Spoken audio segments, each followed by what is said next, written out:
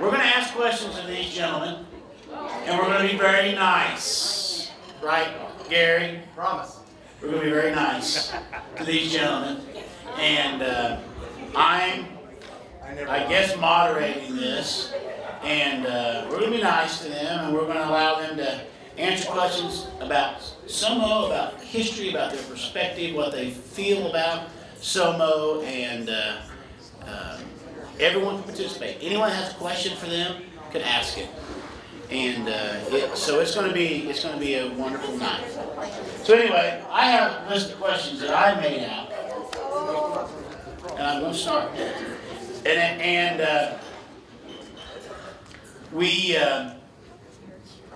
We're going to start with this. We're going to open the mic up to each one of them, and they have, well, dude, you got 5 minutes, but we're going to say it's 2 minutes, Gary Wilbur time.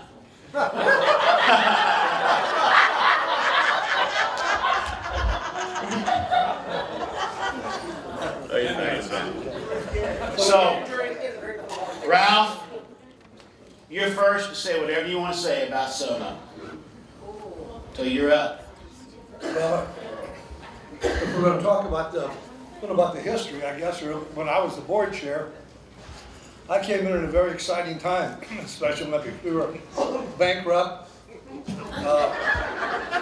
We were about ready to go under. Things just didn't look good. We had a CEO that said, you know, it's time for me to quit. I've taken it as far as I can go, and we need to get someone else to take it to another level. I've got to start a little bit before I was the board chair, because since I was going to be the incoming board chair, the board selected me to head up the search committee for the new CEO, because I was going to have to work with him that first year. We had 5 people on the panel, and I wasn't going to vote unless it just happened to be a tie, which I didn't think it would be. It came down to Mark Musso and a man out of St. Louis. Of course, 2 of them voted for Mark Musso, and 2 of them voted for the man out of St. Louis. So I had to break the tie. And at that time, yeah, I brought Mark Musso on board. Confessing your sins? Do what? Confessing your sins? Confessing my sins, yeah.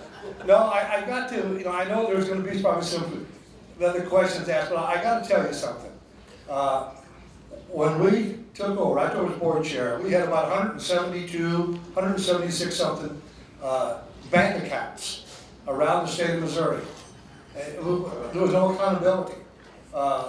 We couldn't have passed any kind of a test to show that we were, you know, that we were in good shape as an organization. We had 18 areas with all volunteer directors of the 18 areas. So there was no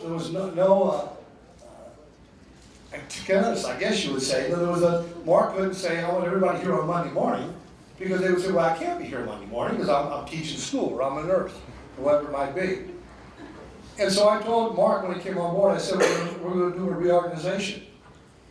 And I explained to him what I wanted to do, and he said, hey, this has been tried, and someplace up north, I'm not too sure, Minnesota, Wisconsin, somewhere up there, and also in the state of Washington, and it didn't work.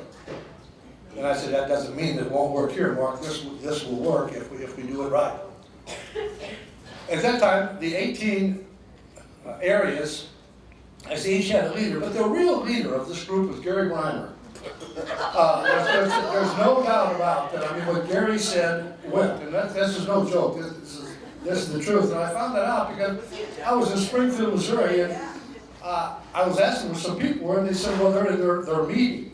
And I said, what do you mean? And they said, well, they have a meeting that they all get together, but nobody else can come. I said, what do you mean nobody can come? He said, no, nobody from the state office can come. Nobody from the board can come. It's a secret meeting. And they get together and talk. And I said, well, there are no secrets. You know, that's going to change. And so I walked into the meeting, and it got very quiet. You know, and the word said, and like somebody said, well, you can't be here. And I said, well, I think you misunderstood. You know, this is Mark Musso, who's head of Special Olympics now, and I'm chairman of the board, and we damn well will be here anytime we want to be here. And I think that was kind of an eye-opening and so forth. And we had a lot of problems from the beginning. But the reason that reorganization really went was because of Gary Brimer. Even though he was the biggest headache I had. It was the biggest headache I had. Gary came around and really took a look at this thing and said, I think you're on the right track. And he went back and he rallied the troops around, and they said, let's at least give it a chance. Between Gary doing that and the leadership of Mark Musso, and I can't say enough about Mark. Without Mark, we wouldn't be where we're at today. Because he took over an organization, like I said, it was on the brink of being extinct, and all of a sudden today, look at us today, folks. Not only do we have an excess amount of money back, we're building the Training for Life Center, thanks to Gary's efforts and so on. Look where we're at today, and so much that you got to give Mark credit for.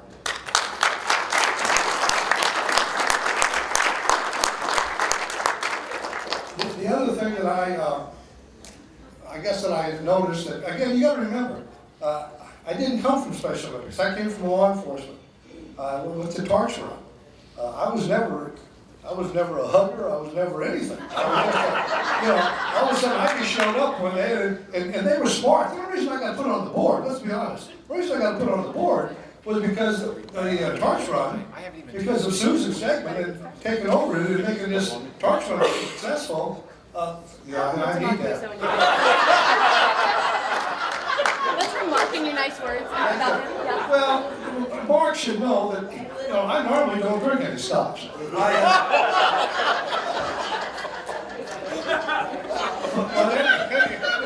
You're losing credibility. I'm going to tell you a story later on about Mark Musso and a little scotch, but that's not what we're talking about here. When I say, the thing that I guess that amazed me, is we was at state softball games in Springfield, and I walked up to one of the coaches and I said, how many games did you have to win in order to get to state? Thinking he was going to say 8, 10, 12. He said 2. I said 2? You were playing at the state level and you only won 2 games? And I thought, that's a fluke. And I went over to another coach and I said, how many games did you have to win to get here? He said 1. And I went back to Mark and to Gary and some people and I said, how can this be? And they said, well, we have 18 areas out there. And we weren't playing against each other in districts and so forth. And so, anyway, that's one of the reasons we went down to 9 areas. It made it much easier to have more competition at a local level. And again, Gary was in charge of that. And I can't say enough about the job that Gary's done over the years. He's not only a good friend, but he's very much a part of the history of Special Olympics.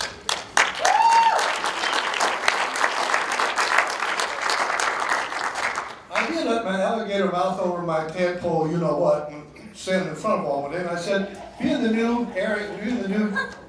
board chair, I'm going to come around to each one of your areas, and I want to participate.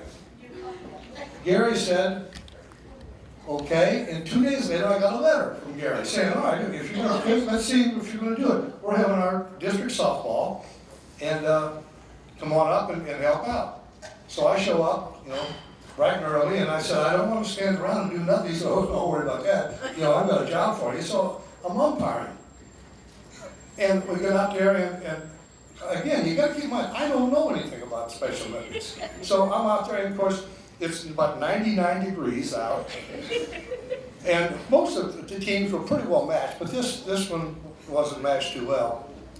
And anyway, there was this girl playing second base, and I walked up to her and I said, isn't this nice? I said, are you having a good time?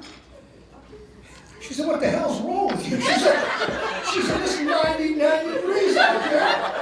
And she said, no, I'm not having a good time.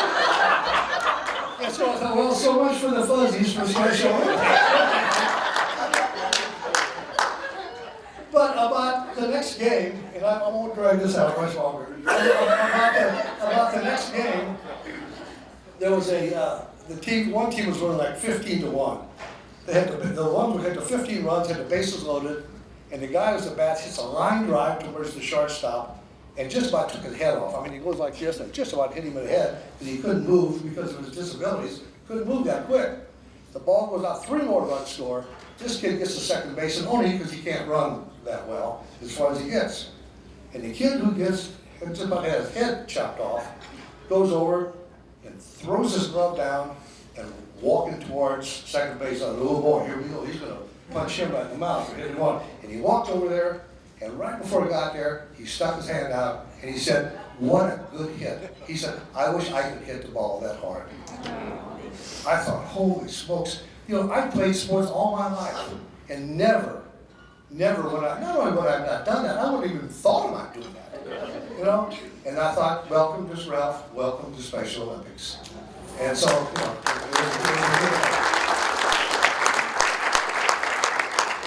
I'm going to stop there and let somebody else lie up here a little bit. Well, I need to say this. I served on the board with Larry and Randy, and I know them personally and love them and appreciate them. But I've gotten to know Ralph through the years, and what a wonderful man. And really, what he just said tells you all about what we are, and that's why he's in our Hall of Fame, and the contributions he's made is just amazing. So, thank you.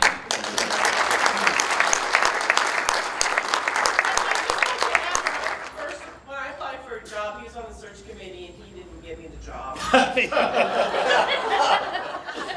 He's not perfect, Trish. Trish, he's not perfect. That's your question. I can Well, ask you later. well, that's our fault. And if I knew your husband was such a good trout fisherman, I probably wouldn't have given you the job. He wasn't even around. Well, we knew this was going to be fun, but thank you for that opening. So, Larry, you want to follow that? Well, it seems like it's been my obligation to follow Ralph. But it's been a pleasure too. I came on as board chair in '99, but unlike Ralph, prior to that, I had been a hugger. Actually, that was the first thing. In 1982, I went to my first games, and I was a hugger at the finish line. And started from there. And not only did I start at that point, but I got to know this organization in the way Ralph was talking about it when it was pretty much kingdoms. Those weren't 18 areas, those were 18 kingdoms, individually governed by a king or a queen, and they had big walls around them. And they didn't want to have anything else to do with anybody, and after I first joined the organization as a volunteer, then I was recruited to be on the board of the area. I wasn't recruited to be on the committee of the area, it was the board, and we actually supervised, provided the oversight, and the direction for the area director. So you can imagine our dismay when all of a sudden somebody comes through the front door and says, "Oh, by the way, you're no longer the area board supervising the area director, you're an area committee and the area director is supervising you." So that was a big change. The second big change that made me almost leave the organization is when they came down and said we had to turn on the foul lights at the bowling alley. What the hell are they doing? They've ruined the whole thing. It's no longer fun. But down to more brass tacks, as I said, I came on the board as board chair in '99 to 2001.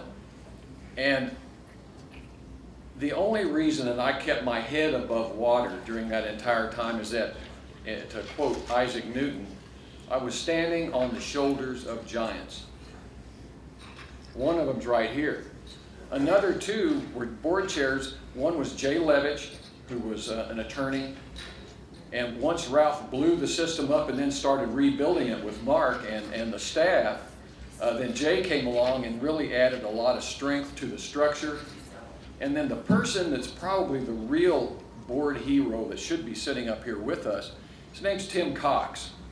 Is Tim in the room? Yeah. Tim, would you stand up real quick?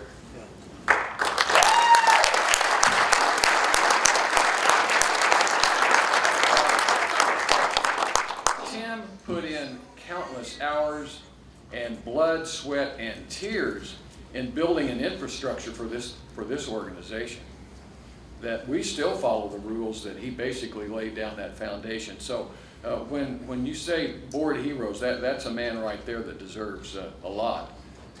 As Ralph said, we were a struggling organization. 1993, well, long story, a little story here. About 1987, we were selling souvenirs at Fort Wood. You know, we thought we were doing a great job, and it was fun. We got to meet all the athletes, and we were doing all this fun stuff, and we were taking in a pretty good pile of cash. I didn't realize how important that job was until Chuck Smith came up to me and said, how'd you do today? I said, oh, we took in, I don't know, probably 10, 11,000 over the last couple of days. And he goes, that's good, we can make payroll this week. True story. And so 1993 comes along and we've got the flood. We have to borrow $50,000 from SOI just to keep our head above water. I come on as the board chair in 1999. We've got $1 million in the bank. 400,000, excuse me, 400,000 at that time, $1 million a year later. So the restructuring and the people that were responsible for that, it was a very, very impressive turnaround. This organization was in trouble. And because some people took interest in that and made the hard choices and set the policy, and then Mark and the wonderful staff that we had actually put those things into play, it made all the difference in the world. So we were lucky in getting Mark. Mark thought he was joining an organization with 22,000 athletes. He wanted to move from Minnesota and come to Missouri with a bigger program. What he didn't know is we didn't know how to count athletes. He actually made a sideways move. We had the same number, maybe slightly fewer than Minnesota had, because we didn't know how to count them. We discovered that once we started our strategic plan, and I have to say something about that too. This is one of the few organizations that I've been a part of where the strategic plan means something. And we can say thank you to the Hay Group and a guy by the name of Bill Lloyd, who came in and taught us how to do that strategic planning process. And not only that, but taught us how to set up a matrix for the staff on salary determinations and things like that. So by building this stronger board, where we looked around and said, what expertise do we need here? Well, we need somebody that knows about personnel and somebody that knows about finance. And so we had a banker out of Kansas City named Mike Werning who said, what we need to do is set up a reserve. And as a result of that, we started building the reserve.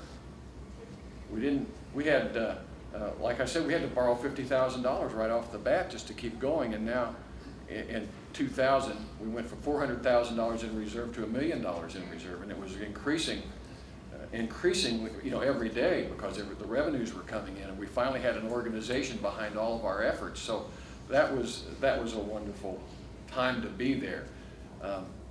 Board hero? No, I'm not. I was just somebody that came through at the right time and benefited from all the efforts and the blood, sweat, and tears that these other fine gentlemen laid down before me. That's my story.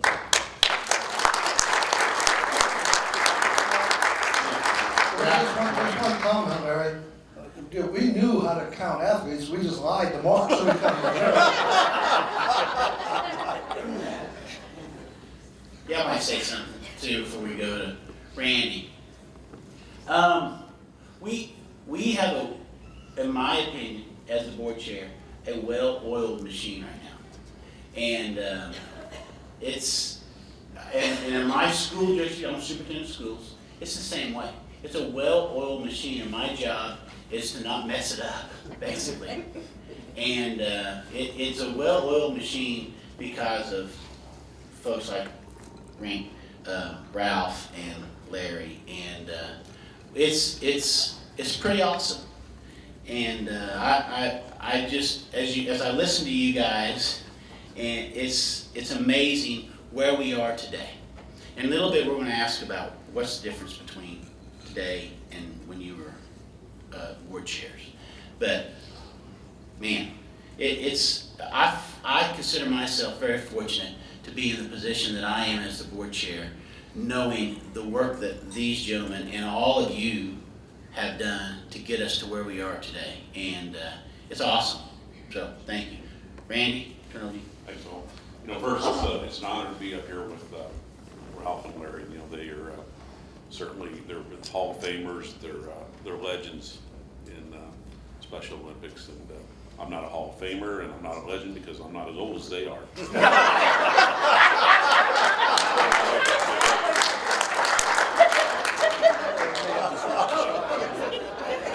And Mark, they've been saying a lot of nice things about you. Don't worry, I'm not going to do that. It's kind of continuing the history. When Mark did ask us to come and talk about our time on the board, my first thought was walking into the state offices on Dix Road, right? And I had to kind of walk the maze through the boxes of supplies and uniforms and everything else. And then they said, we're going to be meeting right in here in the conference room. And I walked in the conference room, and it was pretty easy to decide where I was going, which side of the table I was going to sit on, because the room was so small. The conference room had us set from corner to corner, and there's no way my butt was going around the other side of the table. So we sat there, and what I found out quickly was exactly what these gentlemen said. We had a really, really great organization, but we were kind of lagging behind in technology, in systems, and numbers a lot of times. And that's where I had the good fortune of coming on the board and getting to work with the board members that kind of saw the future, and they kind of took the leap of faith, move ahead. I remember, I think my first board meeting, and it happened for many board meetings after that. I think we had about 35 associates supposedly on the payroll at that time. But each time we got the board packet, there were 7 people missing because we couldn't afford them. And so it was always vacant. And that was the neat part about the group I came on with. We had a lot of great people. They took that leap of faith, and we started to say, we're going to raise more money, and we're going to put on more staff. We went to the new facilities, and it was just great to see that. And one thing I want to talk about right now, I've never really had the chance to say in front of the whole staff, you guys were just wonderful through the years I was on the board. It was just such a great time for me. I know at one point, I spent my years in my career at Shop and Save It. Mark and Mary Lou asked us to bring a team down and work with the group. We brought down a labor force management person. We brought down a finance person and a few other people. And I remember driving down there that day to Jeff City, and the group says, Randy, we really don't want to do this. We're going to go down and we're going to evaluate their performance basically and tell them improvements and things that maybe they could do. And it was just the most wonderful thing. We drove back home saying, I cannot believe how receptive the staff was. And then to see them start to implement those things over the next couple of years was just incredible. It was just amazing what the staff did with such little things that they had, such little resources they had to work with. And the other thing, Phil, that I think is so neat about our board is that in the years I was on the board, there was always, I always felt like there was 2 priorities. The priority number 1 was the athletes, always. And every decision that we made during that tenure was always, what is the best for the athletes? And I believe that every decision was made just that way. And then I think the second thing, that staff may not feel it at times, but I hope you know that we really tried. I believe we tried really hard to say we have this great staff. How do we support them? And how do we give the things that they need to take care of the athletes? And so that was really important to us. And there were some tough times for us also. What was it, 2006, 2008? The economy tanked, and we had to forego raises a year. That was a very tough decision. And not one complaint. I never saw one morale problem. In fact, I think even in the next year or so, the staff got together and said, hey, we'll postpone our raises for a few months to make sure that the athlete programs stay in effect. And through that 2006, 2007, 2008 timeframe, we didn't have to cut one event. The staff did a wonderful job of combining some events, restructuring the events so that they could continue, and that was just greatly appreciated in what you did. The other thing I want to talk about on my kind of time on the board is, how can you go without talking about the capital campaign? And Mark said, tell the good, the bad, and the ugly. And we had all of those during that time frame. And, the cause of most of it was we had no clue what we were doing. We took on a capital campaign with nobody that really had done something of that magnitude. We have great people on staff, but to sit there and look at 12 million or whatever, so we had the separate entity. And boys board, we made mistakes, they made mistakes. We didn't fund it for many, many years and had no clue what we were doing in those time frames. But, then the decisions were made, and we learned from every one of those failures that we had. I think we learned from it. The great people stayed and continued. And, thanks to Randy, I tell you what, there was a time, I think about 5 years ago, where probably most people in the room don't know it, but we were within hours, I think, of the whole capital campaign being stopped. It was, we had made a lot of errors, and because of just lack of knowledge, didn't know how to get about it. And many things that Randy's done, that was one of them that I'd give him credit for today, is he chaired some meetings that were quite contentious, would you not say, Randy? And he worked through the time frames, and we came out of that meeting with a new program, and then thanks to Gary, we're on the verge of seeing that reality. So, Bill?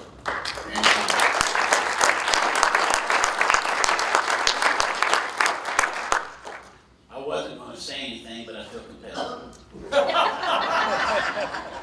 And are you gonna sing? Trish, since you said that, I thought about singing all the questions based upon a few years ago at our mystery theater thing, but then I thought different. Rich, I want to go to something Randy said, and we said it. We said it the other day in the new board member orientation, and it is so true. The board today, and I think Larry and Ralph would say the same thing. The board today, our number one concern is the athletes, without question. But a very close second is our staff. It's bang bang. Our athletes are first, but right next to that is our staff, and making sure that our staff is taken care of and that they're appreciated and shown that you're appreciated. And I love my job in Carl Junction Schools, and I think the people there are wonderful. I would put them up against any school district in the state. But I really, no group of people that I've been associated with are as special as the people in special needs. Ever.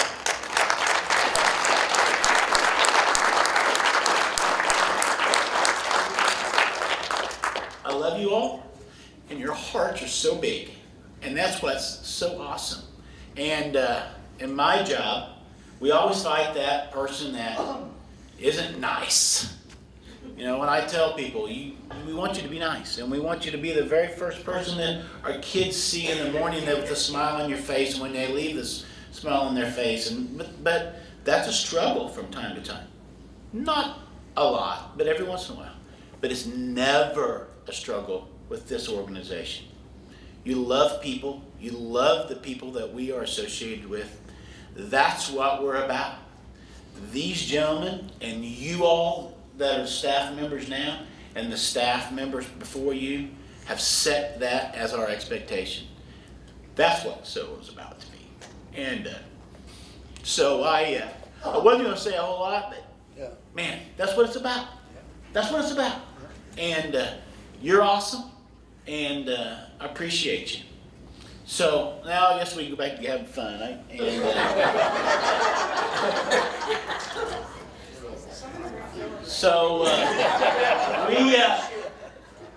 Now the floor's still open, Gary. The floor's open. Anytime anyone wants to raise their hand and ask questions. All right, Gary, you got it. Oh, Gary, no. I do have to say, Ralph and Mark, thank you, because you guys are why we're where we are today. But, Ralph, how do you start a race? I knew this question was going to come up. It was going up my mind. And now I'm kind of sad I said the nice things about Gary. I'd been on, I don't know, sometime, and I sold souvenirs and I did other things, and all of a sudden they said, we need somebody to help over there with Gary starting the races. And I said, man, I'm telling you, I'm getting to be big time now. I'm not doing this little stuff anymore. And of course, you know, with my background, I'd used a gun before and so forth like that. So that just kind of fit in, I thought. So anyway, we go over and they said, it's very simple. You stand here, and you stand here, and you put in, when the signal time, bing, you put it, pop goes off, they run down the thread, and that's all you have to do. I said, even I can do that. I'm standing there, and we have 3 or 4 races go by. And so I'm going around, I said, you ready? And everybody's ready, and I go, the gun don't go off. In my profession, when the gun don't go off, you're in trouble. I mean, you got to start thinking quick. So I don't know why the gun's that important anyway, because I've never run track in school or anything. So I said, instead of waiting, there was no other gun, there was no other bullets. So I said, 1, 2, 3, go. Running. What the hell? And they all started running. And everybody at the other end said, whoa, you can't do that. And I said, why not? You know, there's a finish line. You stand there and watch. The first person who goes across, they win. The second person who goes across, they come in second place. Well, why is this so hard? You know what I mean? But Gary was upset. He said, you can't do that. You got, for some reason, but they hear the signal down there and they start stopwatches. They made it much more complicated than it really needs to be.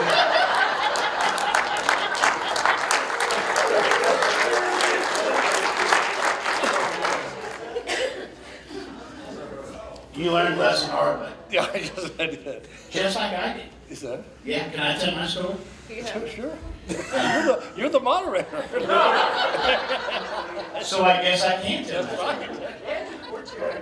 Yeah, unfortunately. Stacy and I, a few years back in Columbia, were at swimming. And Amy runs a well-oiled machine. I mean, it is awesome. Good job. And she gave me a task at the beginning, you know, where we line them up and all, and I didn't do a very good job. Did I? No. It was pretty bad, and I admit it. And I got better. It got better last year. It was better. But let me tell you this story. And I want you to know it, and I told it yesterday. And I have told this story many times. And I use this opportunity to tell the story when a parent in my world as a school administrator complains. And I have told the story many times. And here's what happened. It's breaststroke. I know nothing about swimming. Zero. Nothing. Other than how to swim. And a young lady wins the breaststroke, but I guess it's a rule in swimming. When you finish the breaststroke, you touch with 2 hands, right, Amy? And she touched with 1 hand. And she got disqualified. So I'm standing at the end, and here comes the coach. And I'm thinking to myself, and I know she's disqualified because they said she's disqualified. And here comes the coach, and I'm thinking, this isn't good. This cannot be good. This is not going to be good. The coach walks right by me, walks up to the athlete and says, you knew I was expecting of you, and you didn't do it. It's your fault. So, I thought, well, that's kind of different from what I'm used to. Then here comes the mom out of the stands, coming down. I'm like, well, here we go. Now it's going to get bad. No, right by me, right up to the athlete. You did this. It's your fault. And that would never happen in schools. That would never happen in schools. And what you said a while ago about the starting block and being okay and just counting 1, 2, 3 and go and it not being okay, it's not okay. And Gary guarantees it's not okay. It's not okay. at Amy, it's not okay. And we hold our athletes responsible. And that's awesome. That's awesome. And it is that way. And there was a referee in Joplin a few years ago that the ball was going out of bounds and the referee hit the ball and back in bounds, and that's wrong. It's wrong to do that. It is wrong to do that. And it should never happen. Shame on that person that knocked that ball back in bounds.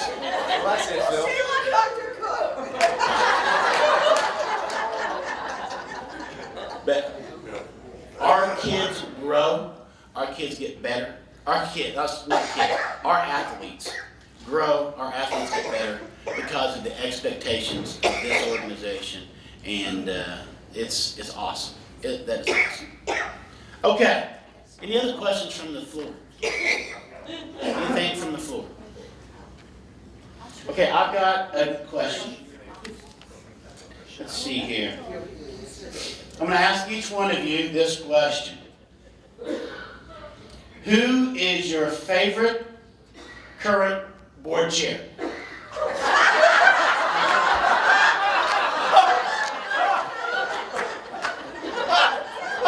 There's only one answer. I said, who was your favorite current board chair? You what? Well, solo board. Who's your favorite solo board chair? You are by far, my friend. Larry, I want to hear you say it. What he said.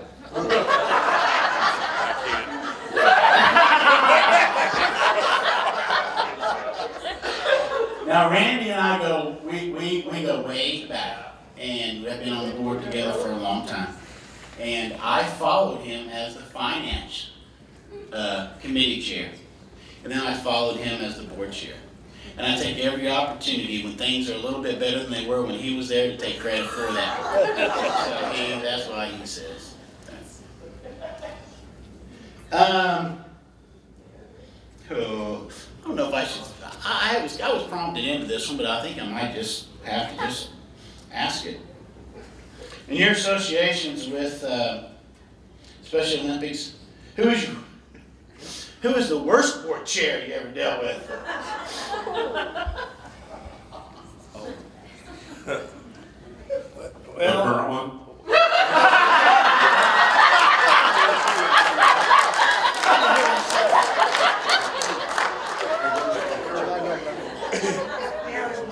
Well, let's put it this way. I don't know that I want to necessarily name any names, but I'll give an example that maybe a lot of people will know.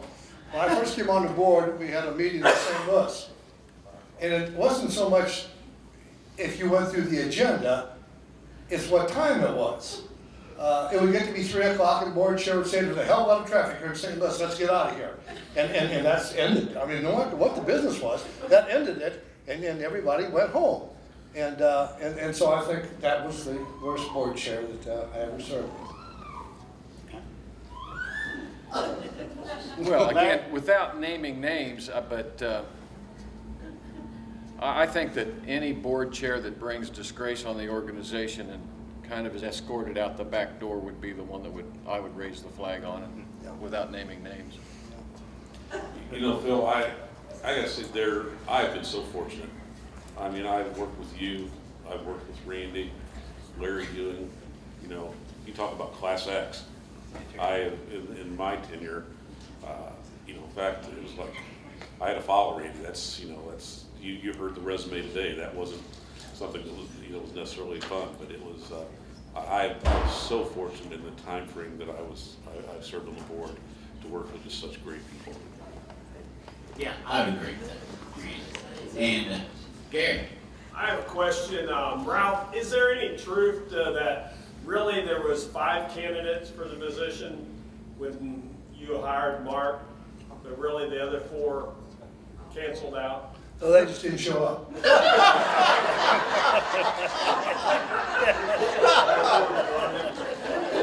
Which made it an easy decision.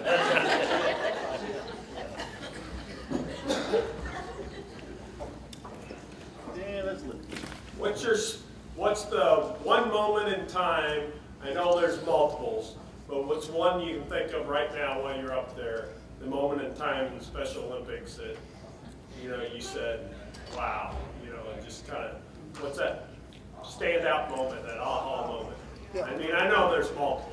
I think, the example I gave earlier on, when I was up there with Gary's group up in Boonville, and that young man walked over there and threw that glove down, walked over and stuck his hand out, getting beat 18-1, and about took his head off, and then congratulated and said, boy, I wish I could hit like that. I knew right then that I was at the right place. I mean, there was no doubt in my mind that, you know, I'd been hooked, man, no doubt, I was hooked. You know, mine's kind of similar to Ralph's. And you ever watch the award shows and you know they announce the winner and then they're all clapping and smiling, but you can tell they're going, which one? But it's been about, I guess, 4 or 5 years ago, and I think we're in Columbia, and they were doing the Athlete of the Year, and they named the Athlete of the Year, and when he came off the stage, the other athletes ran up and started hugging him, and I can remember one of them saying, I knew you were going to win. You are the best, you know. And you know, it got to me so much after the dinner was over. I found that athlete, and I said, you know, you were just a great sport on that. He says, well, he deserved to win, but I'll probably win next year. You got 3 questions up there. Oh no, we're not answering anything from Banahan. No, Banahan is out. I beg your pardon. Let's go, Rich. Oh, well, my Special Olympics moment came in a losing cause. Hey, use the microphone, use your story. My Special Olympics moment came in a losing cause as a coach. Coaching a basketball team and having a 23-point lead at halftime, setting my starters on the bench and telling the subs, take it home, boys, we're going to win this. And losing at the buzzer on a 3-point shot. But they didn't hold their head down. They weren't disappointed. They gave me an ice bath afterwards when they dumped the cooler on my head when we got our silver medal. And the thing that we took away from that game, everybody, me, our team, the other team, our team took away, you're never so far ahead you can't lose. And the other team took away, you're never so far behind you can't win. That was my moment right there.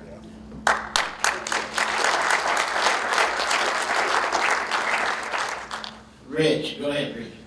Ralph, for all those people who weren't here at the very beginning, can you tell us how the torch run started and how we went from very little to very much? And everybody here now knows that we raise $2 million a year based on a lot of things. Can you tell us how it started? Yeah, it was kind of a fluke thing. The Missouri Police Chiefs Association called a meeting of the law enforcement agencies around the state. And when we got there, the patrol sent me.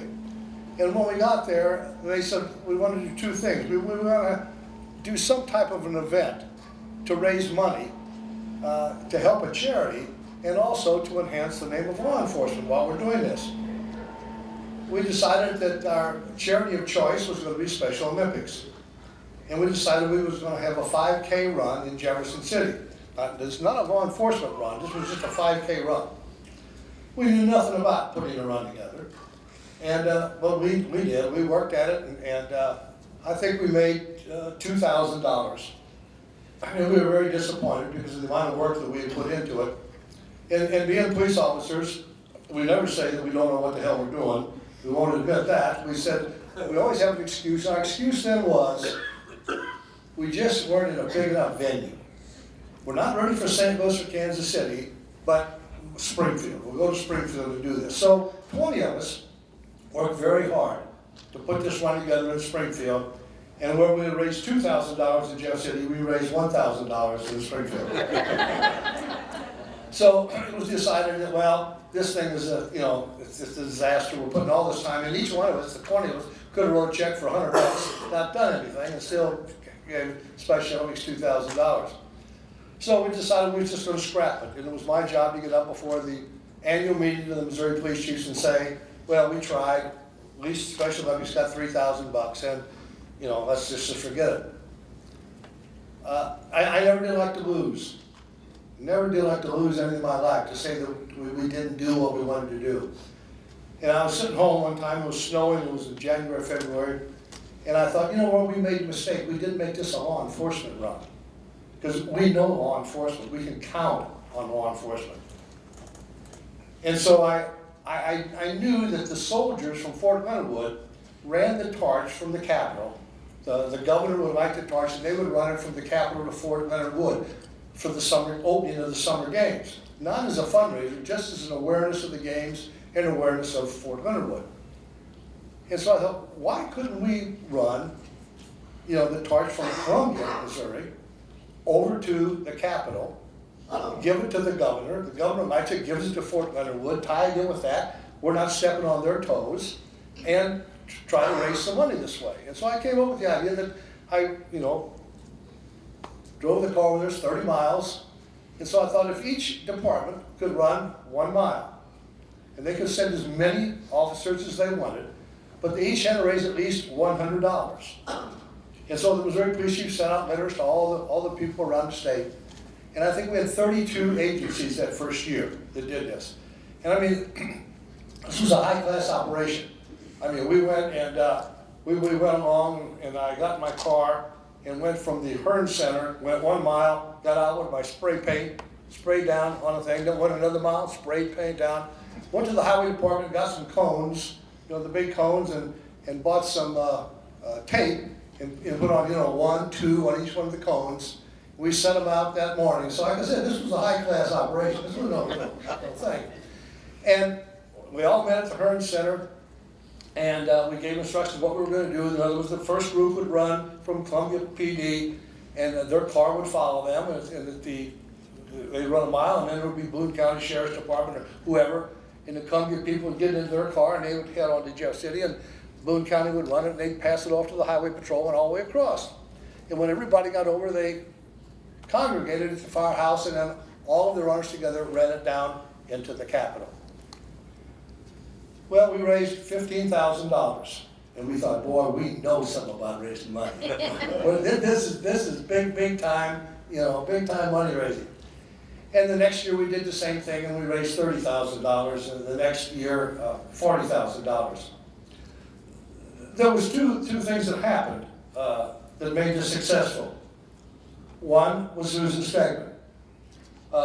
Susan came on about that first or second year when we hired her, and I was fortunate enough, and I take credit for sitting on the search committee for hiring Susan also. And we sat down,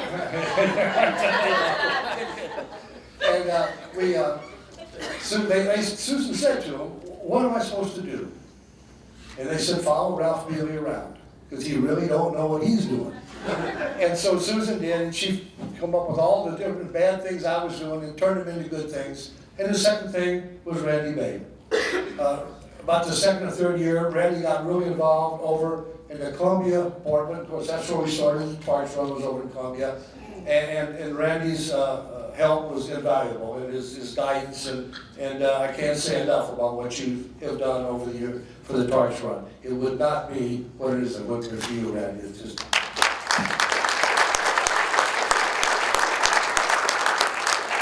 But anyway, then other people who knew what they were doing got involved, and we started doing all other things. We started having a run. I remember the first run we had from St. Louis that came up, and Van Hamlin about got killed, if you remember doing that.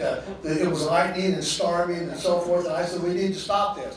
And of course, if anybody knows Rich Van Hamlin, what do you mean stop? It's green. The color's green in the sky. That don't mean anything. Keep on running. But that's how we developed. And then, like I say, it started into, well, as you know the story from there on. 1 million people. Rich Van Hamlin in St. Louis, and Dave Pulaski, and all of these people just jumped in and took this thing over. And we started having, plunges. We started having airplane pulls, and we started having you name it. And every year, Susan kept them all in line, and every year it got bigger and bigger until it's $2.2 million. And And again, I think it's so neat because this will be our 30th year, and we're going to make $30 million in 30 years. And,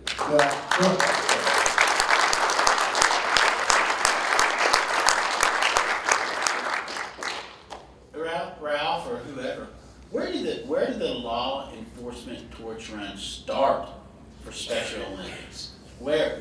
It started in Kansas, and Mark could actually talk about this better than I could, because he was in Kansas at that time. I found by the Chief Munyon, or what was it? Yeah, is given credit for that. And I think they probably did just what, Mark, a year or two before we did, or something like that, 2 years before we did. You know, we didn't know about that year. We just kind of stumbled on it, you know, accidentally. But no, we did not.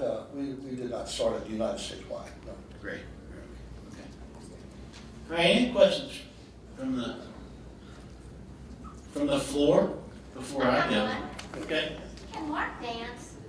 Should Mark dance? No, I'll tell you. One of the most. I'm glad you asked that question, because probably I was going to bring it up that we talked about the good and the bad and the ugly. And one of the ugly things, I'd probably say Mark Muso's job. We were at a leadership conference down in Lake of the Ozarks, and the district, Dan McCarthy, isn't that one of his Dan's? Dan McCarthy was in town, and he was there to take a look and see what we were doing. And so at the end of the day, they said, Mark and came to me and said, we're going to go out and have a drink. Do you want to go with us? And I said, no, normally I take my warm milk and go to bed about 9:30. and I don't care to do that. He said, Dan McCarthy's in town, you're the new board chair, you really need to do this. And so reluctantly, I went along with him. We got to this place, and there was a lot of lights flashing and loud music and drinking and lewd dancing, and I mean it was just really terrible. And so I kind of stood off in the corner, and Mark bought me a scotch and water, and I, like I said, was not a drinker, and so when I took a sip, I thought, boy, this tastes terrible. And when I wasn't looking, I dumped it into a flower pot, so people would think that that I had drank it. All of a sudden, I look, and who's walking out on the dance floor but Mark Musso. And he's out there, and he's gyrating, and back and forth and going on. And I'm thinking, oh my goodness, Dan McCarthy's standing there kind of looking, I'm thinking, what's he going to take back to SOI? So, just to say, Mark, I walk out on the dance floor also. And I'm trying to say, Mark, you've got to go off the dance floor. But he's moving back and forth, and I'm standing still, and I can't talk to him. So I start jiving back and forth, just to tell him, what this is about. And pretty soon, they're playing this thing, I think it was Shout, and they were playing. And all of a sudden, he starts going down on the floor, and he's down there beating his hands on the floor, and I'm up trying to say, come up here. Well, I have to go down there with him and talk to him. I get down there on the floor, and I said, Mark, get up, you're making a fool of yourself. I said, fine, I gave up, and that probably saved Mark Musso's job.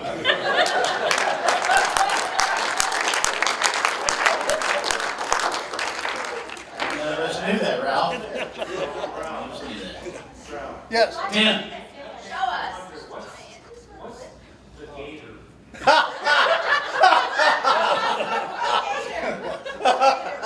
One thing, Tim, is when you get older, you have a loss of memory.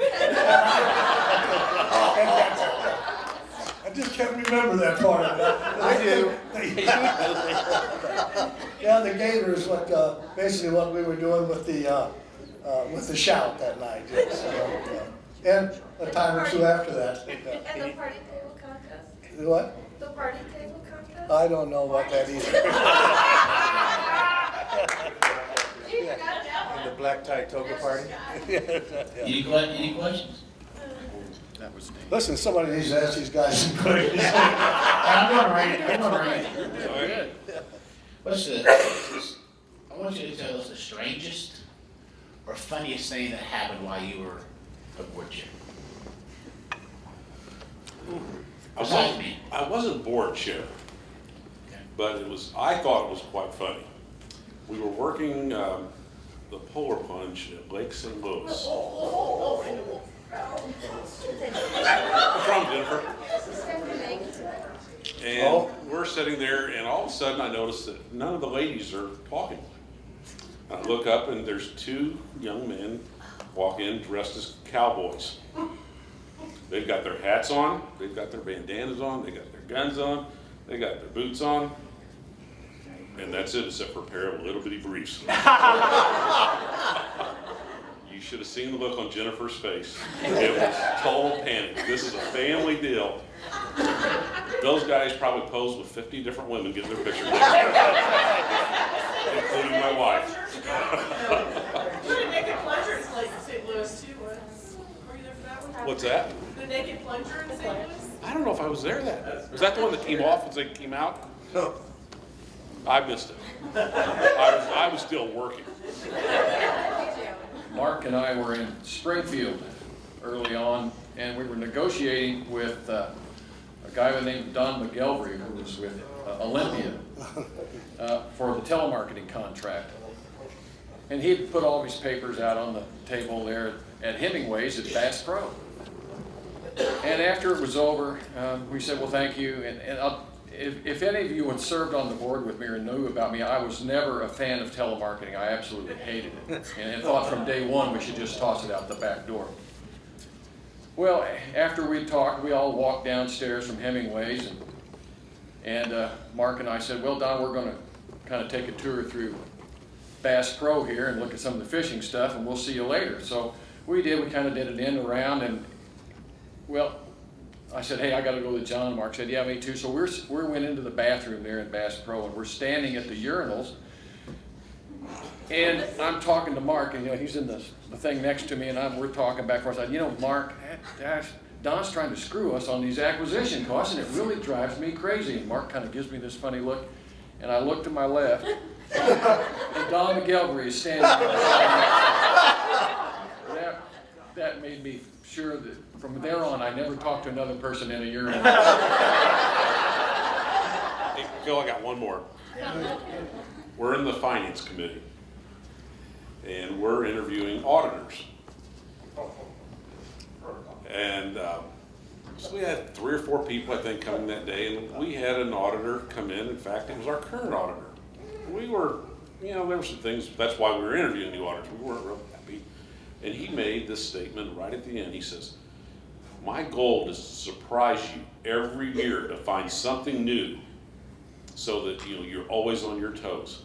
So he finishes up a few minutes later, he walks out the door, and the colonel says, well, I hope, like hell he does like the surprises, because he's got one coming. He's got the auditor.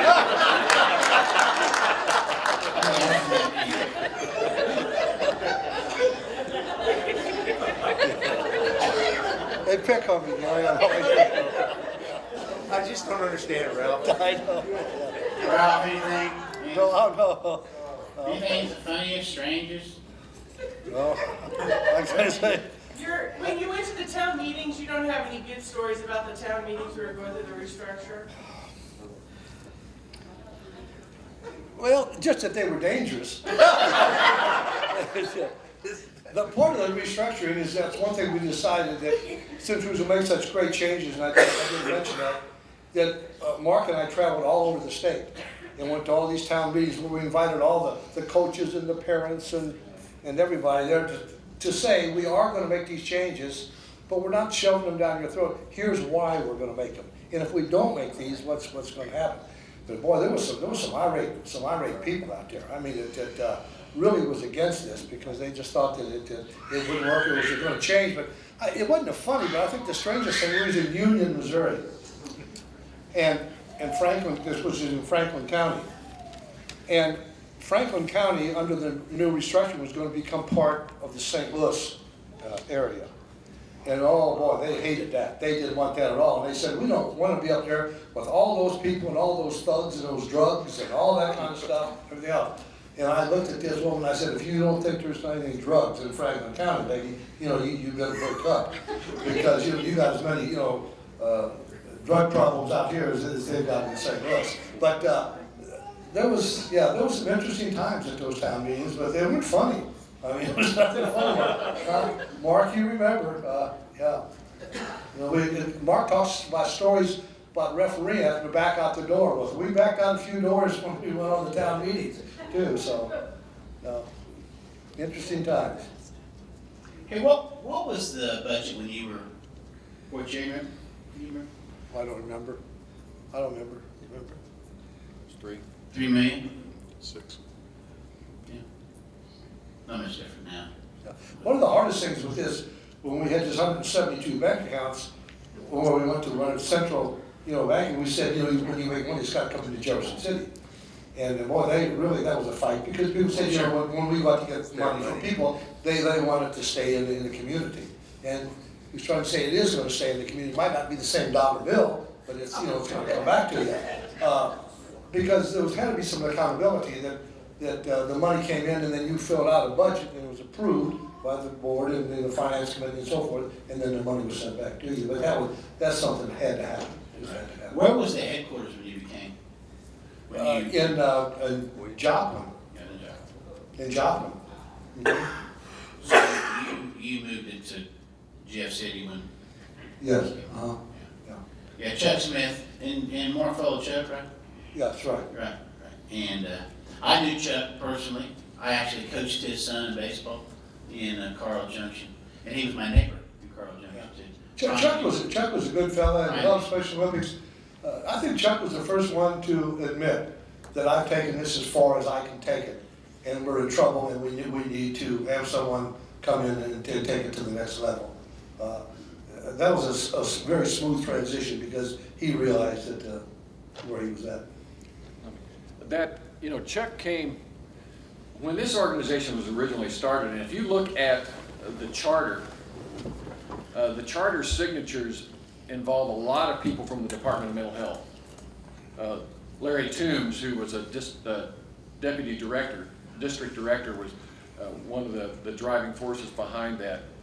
But one of the things that happened with the Department of Mental Health pushing this movement into the state was that, especially in Joplin, where the state headquarters was held, the regional center in Joplin paid for the staff that ran. The area director, their job was the Special Olympics program, but their salary was paid by the Department of Mental Health. Same thing with Springfield.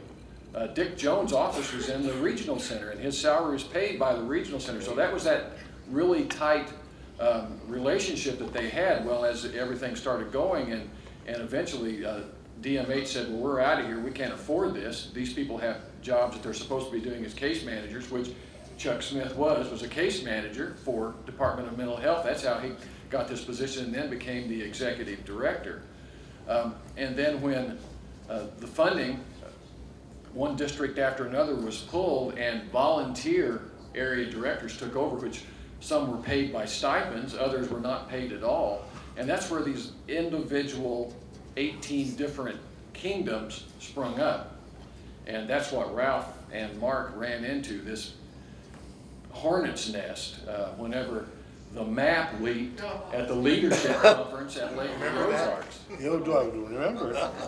We're having a leadership conference at Lake of the Ozarks when in the background, supposedly in secret, all these reorganization plans were taking place, and somebody just went out and started handing out the new map. And I walked in and I didn't even know what was going on because I was, I was just a coach and an area board member, area committee member, and then it was like the roof blew off that building that night. That was amazing. We used to have an area director rep on the board. That was, Yeah, I think that was the last. Yeah, time. the area director on the board, that's right, yeah. All the area directors got drunk and then found out about this new change. One of the hardest things that I had to do with the reorganization was to sit down when we reduced it in half. So of course, half the people were not going to be directors, area directors anymore. And we had people who had been doing that job, volunteering to do that job for 10 and 15 and 20 years maybe. And they came to me and said, you mean to tell me that I've been doing this for 20 years for nothing, and now all of a sudden you're just kicking me out the door? And I'm saying, no, we're not kicking you out the door. We would love to have you. If you want to apply for this job, I'd love to have you. But of course, at that time, I think we were paying what, $24,000 or something like that, and they're saying, I can't do that, I'm a teacher, I make $30,000, or I'm a nurse, I make something like that, and I just can't do that. And boy, it was hard to look them straight in the eye and say, well, I'm sorry, but if we don't do this, there's not gonna be a Special Olympics. You got to understand that. We've got to do this, or we're not gonna have an organization. And they stood there with tears running down their eyes, and and one woman looked at me straight in the eye and said, you're the most cold-hearted SOB I've ever met in my life. And I understood what she was saying. I knew where she was coming from. She had given, lots and lots of hours and years to this organization, and she felt that I was pushing her out the door, and technically, I guess we were pushing her out the door. But we had to do it, or there wouldn't have been an organization. But that was tough. Any other questions? We're gonna end with this. I'm gonna ask each one of you, I'm gonna start with Randy this time. Just tell us, how has Special Olympics changed your life? It's pretty major for me. It's you talked about hugs earlier. I grew up in an environment there was no hugs. That wasn't my family history, and it just wasn't the way my family did it. And I started with Special Olympics as a corporate sponsor, working for Shop and Save, and Dave Pawlowski invited me to a basketball tournament, and we were involved with quite a few other nonprofits, and that was my corporate responsibility. That was part of my job as as vice president of the company, and I did what I had to do, to be very honest. And I don't know if Dave remembers this particular conversation or not, but me and refs, we never got along. That was my motto was 5 fouls, 5 minutes, game's over, and that was the way I liked to play basketball. And they were calling the fouls tight that day, and I remember Dave. I said, Dave, so why do they have to do that? Why do they have to call those fouls so tight? He said, Randy, he said, it's not all about sports. We are a sports organization. He says, but you have a number of people that work for you that have intellectual disabilities. He says, if they have to learn to play within the rules here, they understand how to work within the rules in everyday life. And that made a big impression on me that day, Dave. And that was kind of when I started to decide I wanted to be more than just a corporate sponsor. I wanted to be personally involved. And then, like I said, it became more for me. Like I started with the hugs, and then my job, I was in operations, and understanding my job in operations was to make the numbers, to make sure everything happened every day with 4,000 associates. And that was, my job was kind of the hammer. And I liked that. I liked it a lot, actually. That was my personality. And when I came to Special Olympics, it just made me a whole lot better person. I got hugs that I never got except from my wife and my kids, because I didn't like that. It was pretty special. And the last 4 or 5 years of my job were not fun. Things had gone a little south in the company, and there was times the only good part of my lifestyle and family was Special Olympics. And that was pretty special to me. And I really didn't get everything about the athletes until just a few years ago. And I don't mean to sound corny or anything else, but for all the challenges that our athletes have in life, I finally figured out they've got the most perfect souls and the most perfect hearts. Chris and I have a lot of faith. We don't really wear that faith a lot, but when I look at those souls of our athletes, and I see they are the most perfect thing in the world, they've got to be the most godlike thing that I have ever had the opportunity to be around. And so that's how Special Olympics changed my life.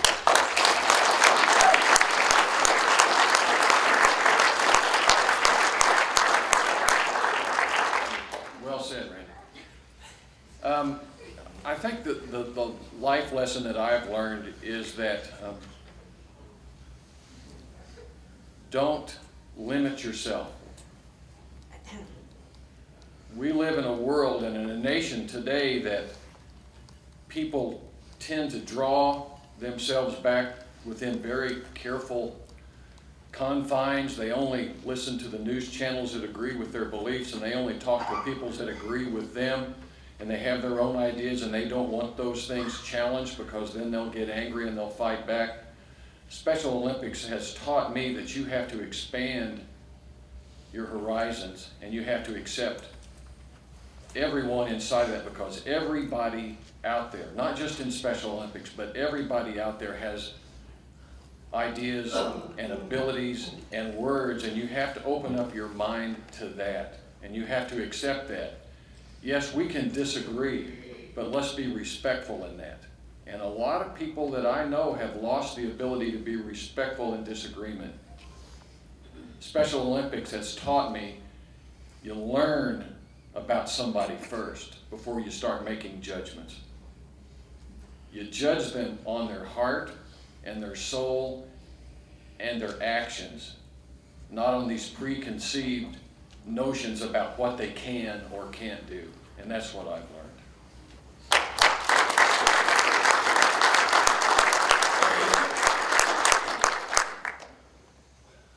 I think that the people here in law enforcement agree with me that you somewhat get hardened. The people that you deal with, the people that you have come in contact with, you're not stopping these people to tell them what a good job of driving they're doing. You're dealing with people who are intoxicated, and you're dealing with people who, have committed robberies or burglaries or whatever it might be.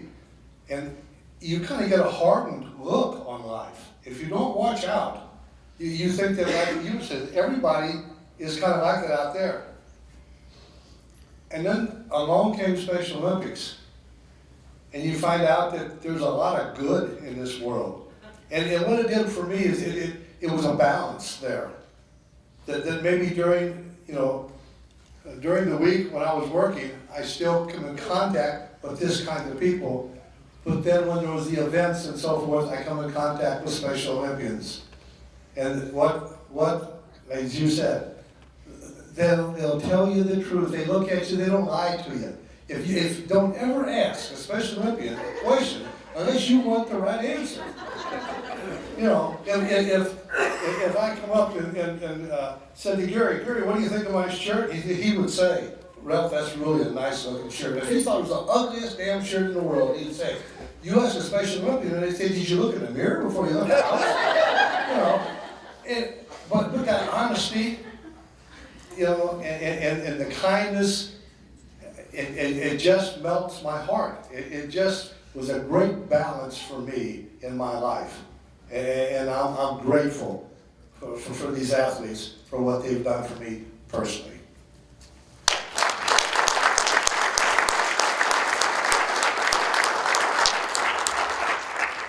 I'm going to wrap up with a couple things. One, thank you, gentlemen. Not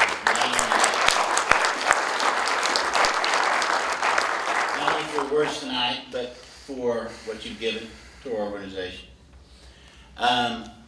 I tell my staff in Carl Junction, we're in the kid business, and we're not in the adult job business. And I tell them that all the time. And with you all, we're in the people business, all of us. And there is no group I said this a while ago, I've been associated with that understands that more than you. We're here to serve. We're here to help people. We're here to make them feel good about themselves. We're here to help them grow. And no one does it better than you. And it's the best Special Olympics organization in the world, in my opinion. So,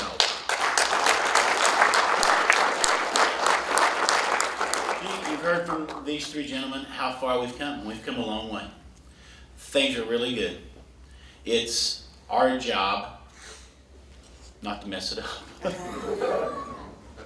And to keep growing and to keep moving forward. And I feel very blessed to be part of this group. And I love all of you.